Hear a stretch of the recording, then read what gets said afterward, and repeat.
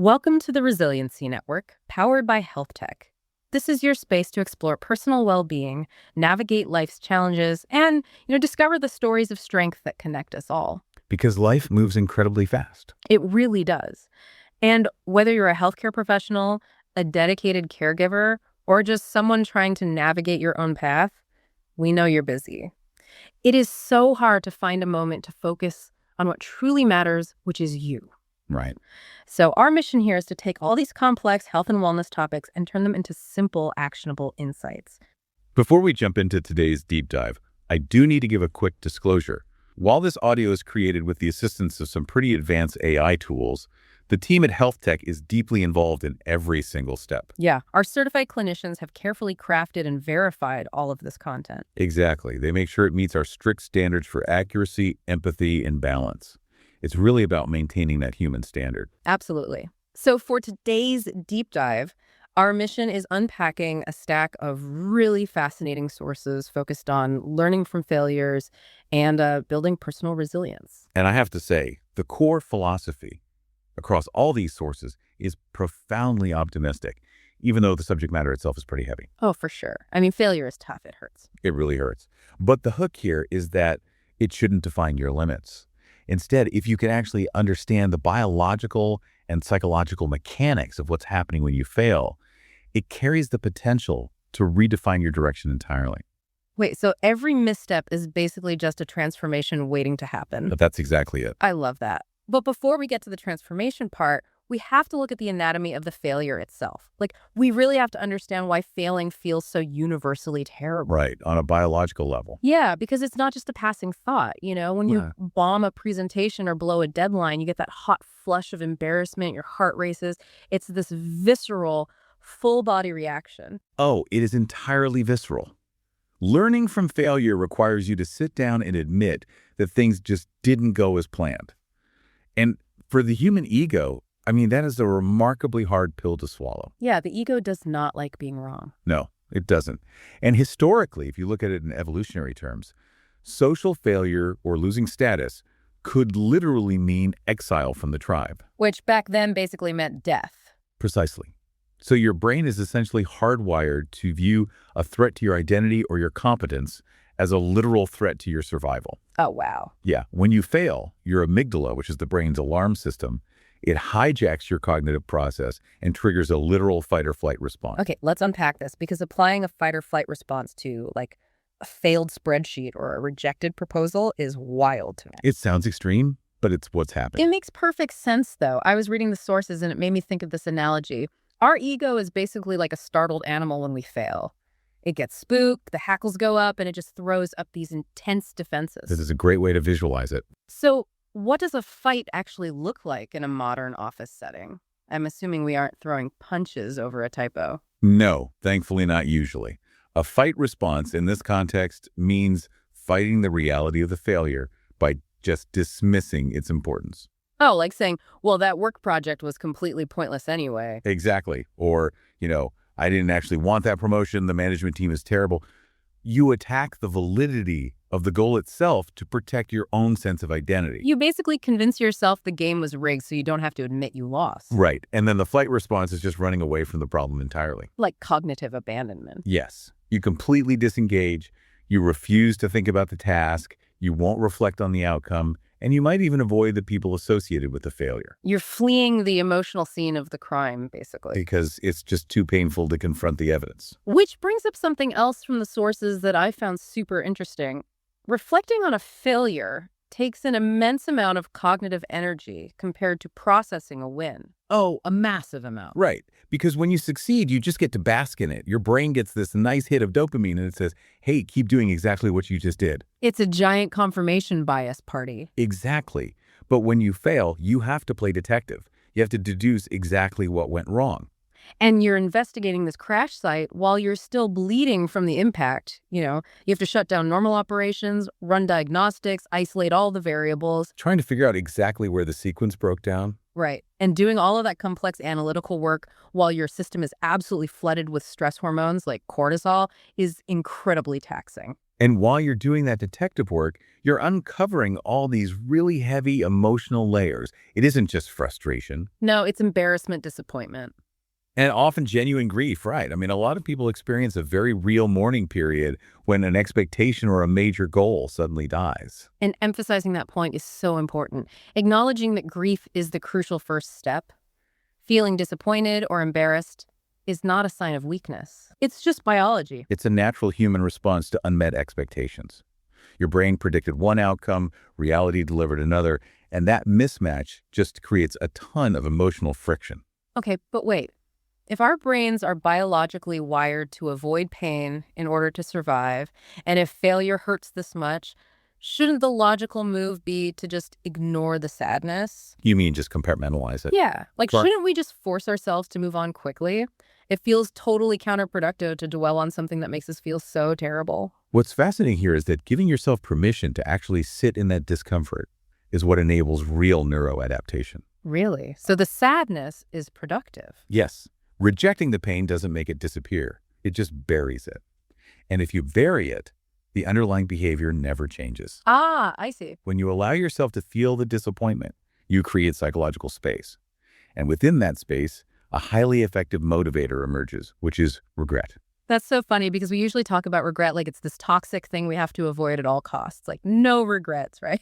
Well, no regrets might look good on a bumper sticker, but it's terrible for personal growth. That is a great point. I mean, if you wallow in it forever, sure, it's toxic. Mhm. But in the context of learning, regret provides the necessary emotional leverage to alter your behavior. It's the friction that makes you say, okay, I never want to feel this way again, so I need to do things differently next time. Exactly. If you don't feel the sting of regret, you literally have zero incentive to change your actions. Okay, so the million-dollar question is, how do we actually trick ourselves into learning from it?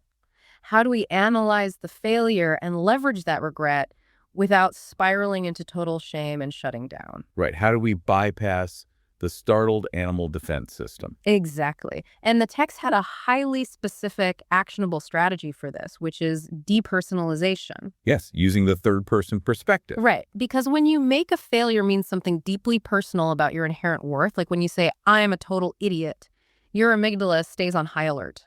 You can't be objective when you're attacking yourself. Exactly. So by shifting your language to the third person, you create immediate psychological distance. You treat yourself like a bystander giving feedback.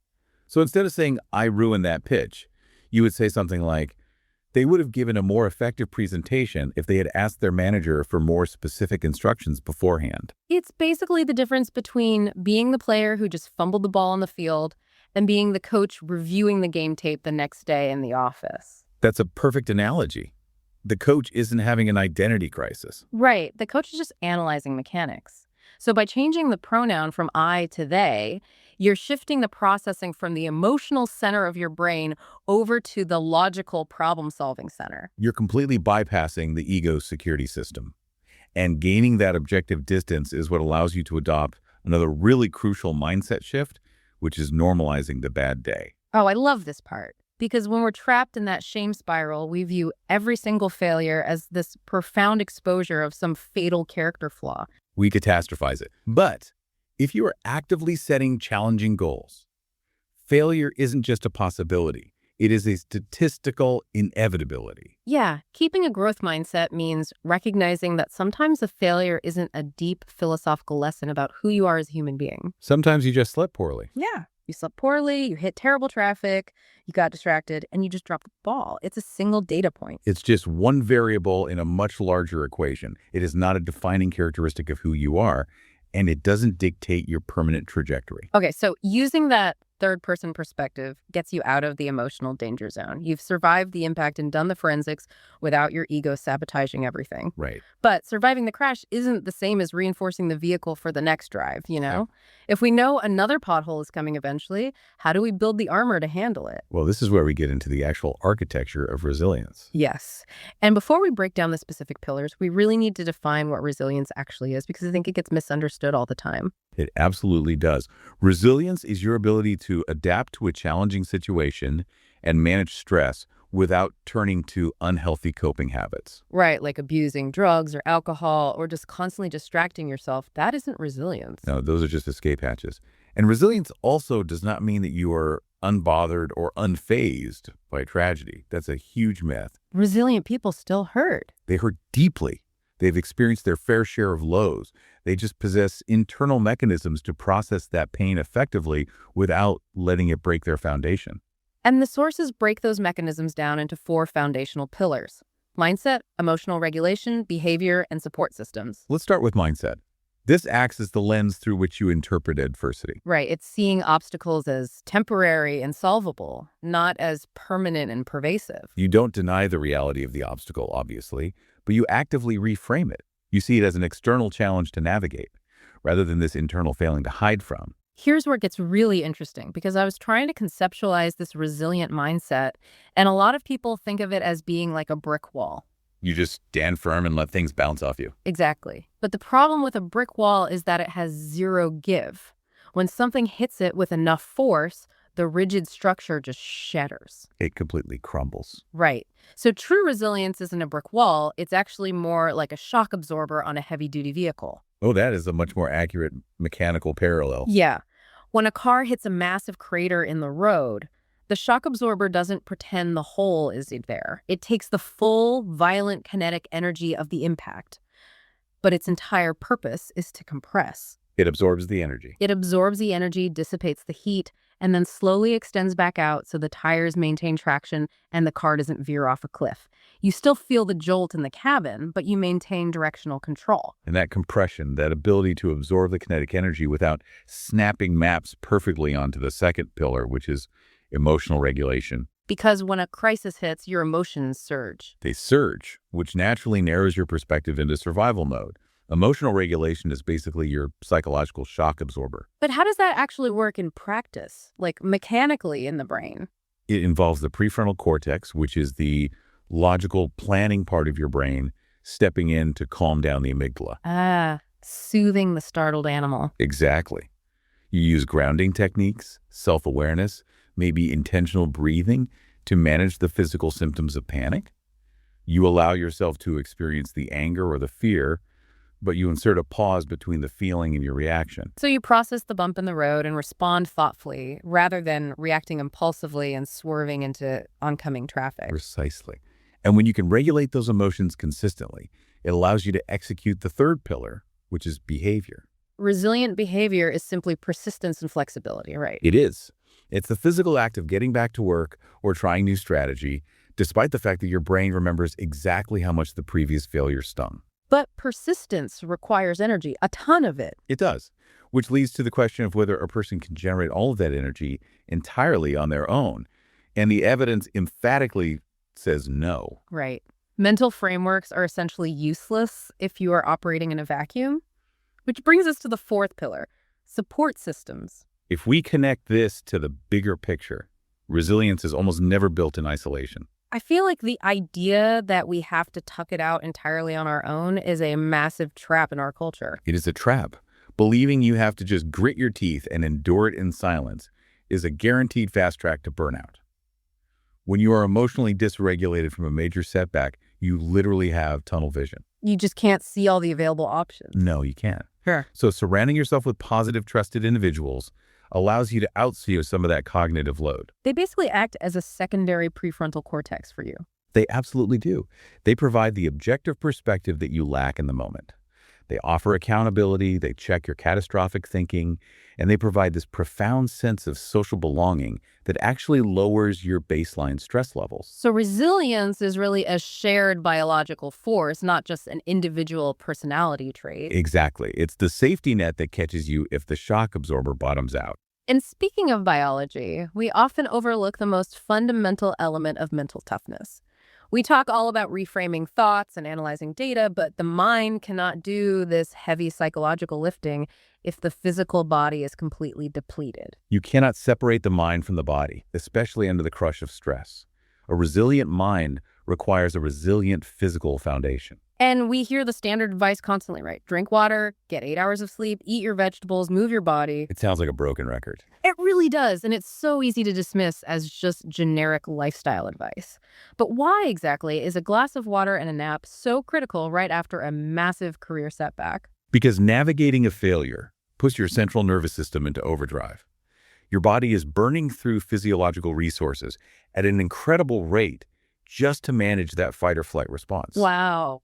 So sleep, nutrition, and exercise are not just nice to haves, they are biological imperatives for recovery. What is actually happening in the brain when we prioritize those things, though? Like, let's take sleep, for example. Well, when you sleep, your brain is actively clearing out metabolic waste. That includes the buildup of stress hormones like cortisol. It is literally replenishing the energy stores in your prefrontal cortex. So if you are sleep deprived, So if you're sleep deprived, your amygdala remains hyperactive, and your prefrontal cortex is essentially starved of fuel.